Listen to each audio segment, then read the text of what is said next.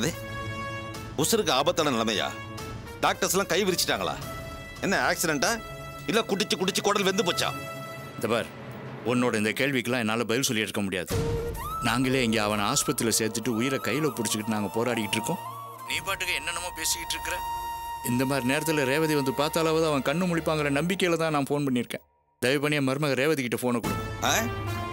மருமக கிட்ட பேசணுமா? இன்னும் அந்த உறவு முறையெல்லாம் உனக்கு ஞாபகத்தில் இருக்கா? நான் தான் எந்த உறவு வேணாலும் உன் பிள்ளைய அடிச்சு வீட்டை விட்டு வெளியே துரத்திட்டேன்ல. அவன் செத்தா என்ன புழைச்சா எங்களுக்கு என்னையா? மறுபடியும் மருமக மாமனார் உறவு முறை கொண்டாடிட்டு ஃபோன் பண்ற வேலையெல்லாம் வச்சுக்காத. வைஃபோனா ஏய் மங்களா, என்னங்க? குளிக்க தண்ணி எடுத்து வைக்க சொன்னல. Heater போட்டிருக்கேங்க.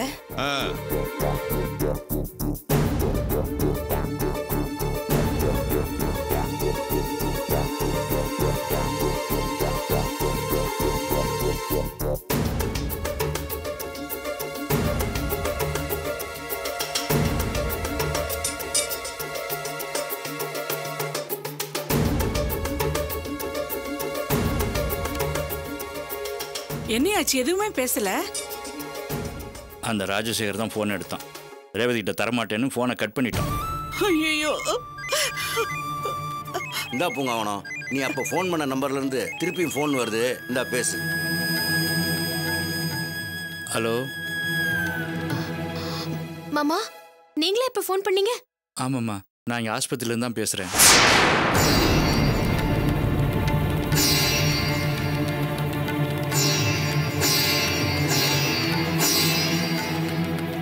Hello hello hello hello.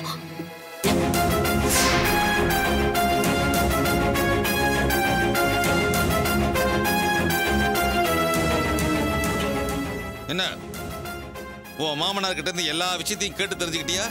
இல்ல அதுக்குள்ள போன் கட் ஆயிடுச்சா? உன் புருஷன் உசுருக்கு போராடிட்டு இருக்கான்னு தெரிஞ்சதும் அவனை போய் பார்க்கணும், அவனை காப்பாத்தணும்னு மனசு துடிக்குதோ? ஏய் மங்களா, என்னங்க? ஏண்டி சமையல் ரூம்ல இருந்தா அங்கே ஏதாவது கவனமா இருப்பியா? இங்க என்ன நடக்குது என்னன்னு கவனிக்க மாட்டியா? என்னங்க நடந்தது? ரேவதி ஏதாவது தப்பு பண்ணாளா? என்னடி பண்ண? இவ புருஷன் உசுருக்கு ஆபத்தான நிலைமையில ஹாஸ்பிட்டல் அட்மிட் ஆயிருக்கானு இவ மாமனார் எனக்கு ஃபோன் பண்ணாரு. பையா போன கட் பண்ணிட்டு உள்ள போனா இவ சந்தேகப்பட்டு அதே நம்பருக்கு மறுபடியும் ஃபோன் பண்ணி இவ பேசிட்டு இருக்கா. என்னங்க சொல்றீங்க? மாப்பிள்ள உயிருக்கு ஆபத்தான நிலைமையில ஹாஸ்பிட்டல்ல இருக்காரா? ஏய் ஏய், என்ன ரொம்ப பதற? நீ போய் அவனை பார்க்க போறியா? நீ என்ன பண்ண போற? உன் காதல் கடவுளை பார்க்க ஹாஸ்பிட்டலுக்கு ஓடி போறியா? ஏண்டி, நானே எந்த உறவு முறையும் வேணான்னுட்டு அவனை அடிச்சு வீட்டை விட்டு வெளியே துரத்திட்டேன். உறவு முறை கொண்டாடி மறுபடியும் ஃபோன் பண்ணக்கூடாதுன்னு ஃபோனையும் கட் பண்ணிட்டேன். நீ என்னமோ மாப்பிளைக்கு என்னாச்சுன்னு பதற. என்ன பண்ண போற?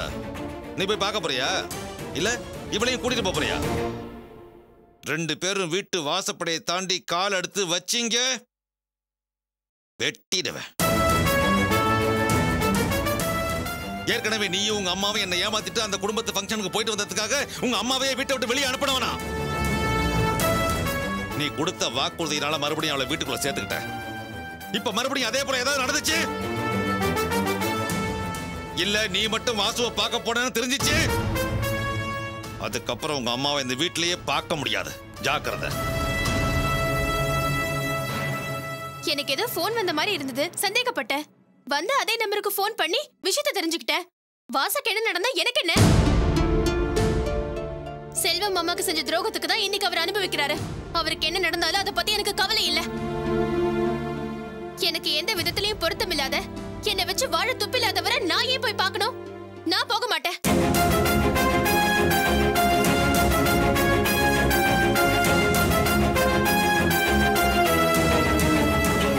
பாத்தியாடி, உன் பொண்ணு எப்படி மனசு மாறிட்டான்னு, அதே போல நீ மனசை மாத்திக்க, அவளையும் அப்படியே இருக்க சொல்லு.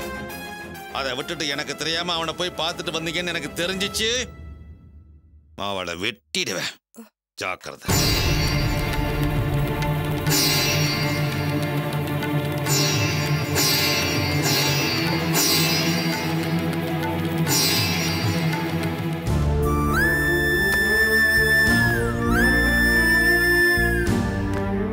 வணக்கங்க, என் பேர் செல்வம். சார் வர சொல்லியிருந்தாங்க. நீங்களா? நீங்க வந்ததும் மேனேஜர் உள்ள அனுப்ப சொன்னார். போங்க சார்.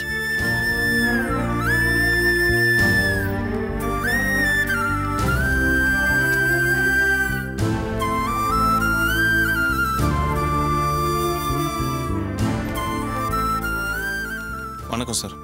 வா வா. எம்டி பார்க்கணும்னு சொன்னாருன்னு சொல்லி வர சொல்லியிருந்தீங்களே. வந்த உடனே பார்க்க முடியுமா? போய் வெயிட் பண்ண, கூப்பிட்றேன்.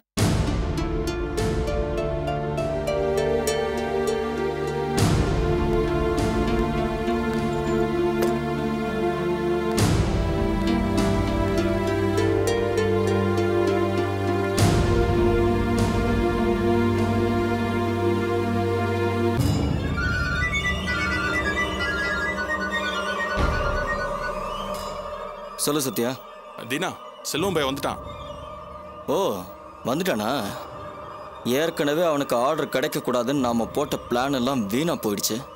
ஆனால் இன்னைக்கு ஏன் முன்னாடியே 5 காரை சேல் பண்ணி 3 லட்சம் ரூபாய் கமிஷன் வாங்கிட்டான். அவன் இன்னைக்கு வெறும் கையோட தான் போனான். கவலையே படாத தீனா, அதுதான் நடக்க போகுது. நான் எம்டி கிட்ட நல்லா போட்டு கொடுத்துட்டேன். ஸ்பேர் பார்ட்ஸ் வாங்க கூட பணம் இல்லாமல் நம்ம அனுப்பிச்ச 10 காரையும் சும்மா நிறுத்தி வச்சிருக்கான்னு சொல்லியிருக்கேன். அது விஷயமா விசாரிக்க தான் எம்டி வர சொல்லியிருக்காரு. எப்படியும் அவன் வேலை நடக்குதுன்னு போய் சொல்ல போறான். எங்க எம்டிக்கு போய் சொன்னா பிடிக்காது. அவன் ஆர்டரை கேன்சல் பண்ணி வெளியே அனுப்ப போறாரு. Very good. நீ சொன்னதெல்லாம் அப்படியே நடக்கணும். பழையபடி அந்த செல்வம் ரோட்ல நிக்கணும். என்ன பகைச்சுக்கிட்ட அவன் 5க்கும் 10க்கும் வழி இல்லாம பிச்சை எடுக்கணும். ஓகே தினா, அவன் கான்ட்ராக்டை கேன்சல் பண்ணிட்டு நான் மறுபடியும் உனக்கு ஃபோன் பண்றேன். சரியா? ஓகே.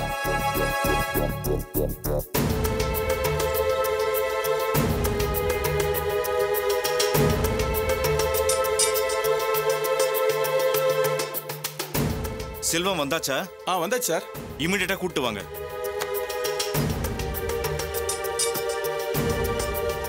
ஹலோ, வா, எம்டி கூப்பிடுறாரு.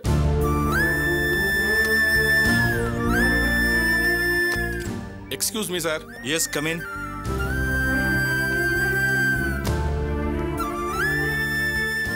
சார் வணக்கம் சார். வணக்கம் செல்வம், உட்காருப்பா. இல்லை பரவாயில்ல, இருக்கட்டும். அன்னைக்கே சொல்லியிருக்கேன்ல இந்த மாதிரி நிக்க கூடாதுன்னு. உட்காரு. நீயும் உட்காரு சத்யமூர்த்தி. என்ன செல்வம், ஏன் ஒரு மாதிரி பதட்டமா இருக்க? ஏதாவது பிரச்சனையா? இல்லை சார், அதெல்லாம் ஒன்றும் இல்லை. நீங்கள் வர சொன்னதா சொன்னாங்க, அதான் கிளம்பி வந்தேன். என்ன செல்வம், நான் வர சொன்னா அதுக்காக பதட்டம் ஆயிடலாமா? வண்டி அமைச்சிருந்தமே வேலைலாம் எப்படி நடக்குதுன்னு தெரிஞ்சுக்கலான்னு தான் வர சொன்னேன். அதுக்கு போய் எதுக்கு பதட்டம் அடைகிறீங்க? என்ன வேலையெல்லாம் பரபரப்பா நடந்துகிட்டு இருக்குல்ல? ஏற்கனவே சொன்ன தேதிக்குள்ள 5 காரை சேல்ஸ் பண்ணி கொடுத்த ஆளாச்சே. அதே மாதிரி வேலை சுறுசுறுப்பா நடந்துகிட்டு இருக்குல்ல? உன்ன மாதிரி தொழில சின்சியரா இருக்கிறவங்களே எனக்கு ரொம்ப பிடிக்கும் செல்வம். அவங்க எப்படியும் வாழ்க்கையில முன்னுக்கு வந்துருவாங்க. நானும் உன்ன மாதிரி இருந்து வந்தவன் தானே. சரி, எத்தனை கார் முடிச்சிருக்கீங்க? இப்ப வேலை எந்த அளவுக்கு முடிஞ்சிருக்குன்னு தெரிஞ்சா அடுத்த தடவை இன்னும் எத்தனை காரை அனுப்பலான்னு முடிவு பண்ணுவேன். அதுக்காக தான் கேட்டேன். என்ன செல்வம், நான் கேட்டுக்கிட்டே இருக்கேன், பதில் சொல்லாம அமைதியா இருக்க?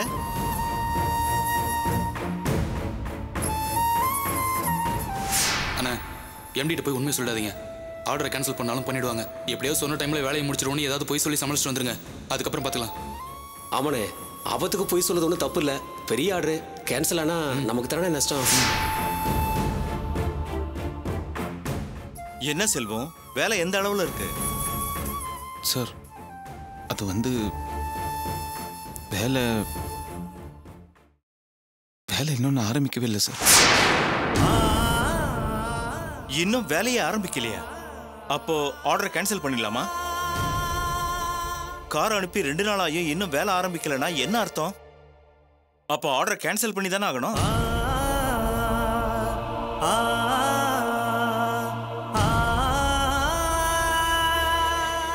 உட்காரு செல்வம்.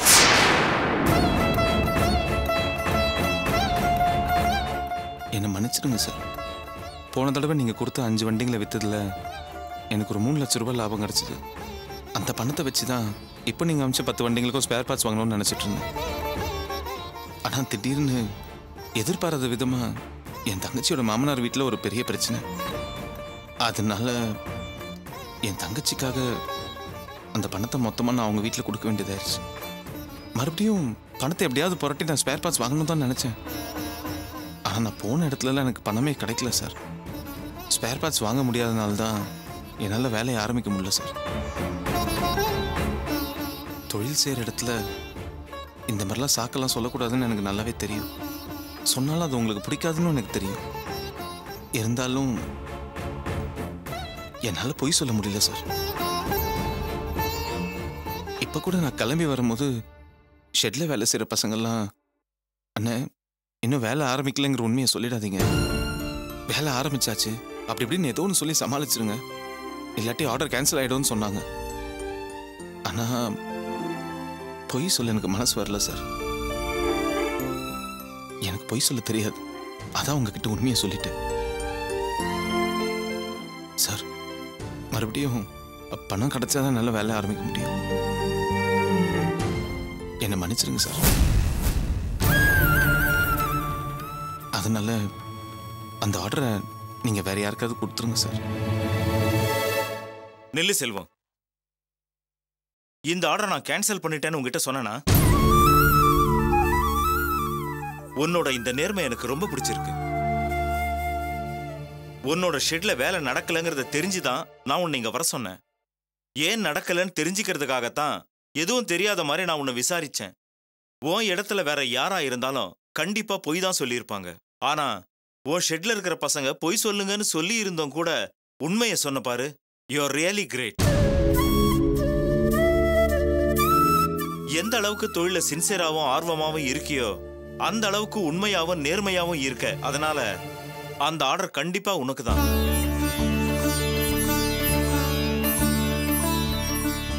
இப்ப என்ன, உனக்கு ஸ்பேர் பார்ட்ஸ் வாங்க பணம் இல்ல, அவ்வளவுதானே? நீ வழக்கமா வாங்குற கடைக்கே போய் ஸ்பேர் பார்ட்ஸ் வாங்கிக்க. நான் அவங்களுக்கு ஃபோன் பண்ணி உனக்கு அக்கௌண்ட் கொடுக்க சொல்றேன். நான் சொன்னா அவங்க கண்டிப்பா கேட்பாங்க. நீ போய் வேலையை ஸ்டார்ட் பண்ணு. சார் உண்மையாவா சொல்றீங்க? என்னால நம்பவே முடியல சார். கொஞ்ச நேரத்துக்கு முன்னாடி என் எதிர்காலமே முடிஞ்சு போச்சுன்னு நினைச்சிட்டு இருந்தேன். ஆனா மறுபடியும் நீங்க எனக்கு ஒரு வாய்ப்பு கொடுத்துருக்கீங்க. ரொம்ப சந்தோஷம் சார். இந்த நன்றி நான் சாவர வரைக்கும் மறக்கவே மாட்டேன். உணர்ச்சி வசப்படாத செல்வம், போய் வேலையை பாரு. கார்களை வித்து வர்ற பணத்துல முதல்ல ஸ்பேர் பார்ட்ஸ் கடைக்கு கொடுக்க வேண்டிய பணத்தை கொடுத்துட்டு பாக்கி இருக்க பணத்தை என்கிட்ட கொண்டு வந்து கொடு. சரிங்க சத்யமூர்த்தி சார், செல்வம் வாங்குற அந்த கடையோட நம்பரை கொடு. Okay sir. சார் நான் உண்மையிலே ரொம்ப அதிர்ஷ்டசாலி சார். கொடுத்து வச்சவன். இந்த மாதிரி ஒரு எம்டி வேற யாருக்கு சார் கிடைப்பாங்க? ரொம்ப சந்தோஷம் சார். வரேன் சார். தைரியமா போ செல்வம்.